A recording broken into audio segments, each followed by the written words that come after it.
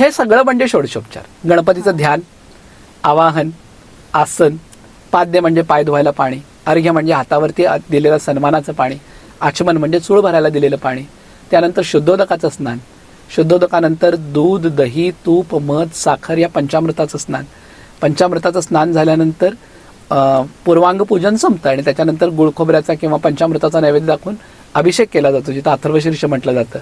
अभिषेकानंतर पुन्हा एकदा गरम पाण्यानं किंवा अत्तर लावून देवाला उष्णोदकाचं स्नान घातलं जातं.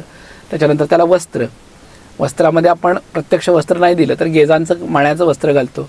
यज्ञोपवीत म्हणजे जानवं, त्यानंतर कपाळाला देवाच्या गंध, अलंकारामध्ये आपण अलंकार नाही घातले तर अलंकारासाठी अक्षता घातल्यानंतर किंवा अलंकार घातल्यानंतर जी काही ऋतुकालोद्भव फुलं आहेत, जास्वंदीची फुलं, दुर्वा, ह्या सगळ्या गणपतीला अर्पण केल्या की त्यानंतर धूप म्हणजे अगरबत्ती, त्यानंतर दीप झाल्यानंतर नैवेद्य झाल्यावर आरती, मग मंत्रपुष्प, प्रार्थनापूर्वक नमस्कार आणि समर्पण म्हणजे माझ्या परीने मला जेवढं जमलं तेवढं मी केलं ते स्वीकार करा, हे म्हणणं म्हणजे षोडशोपचार पूजा.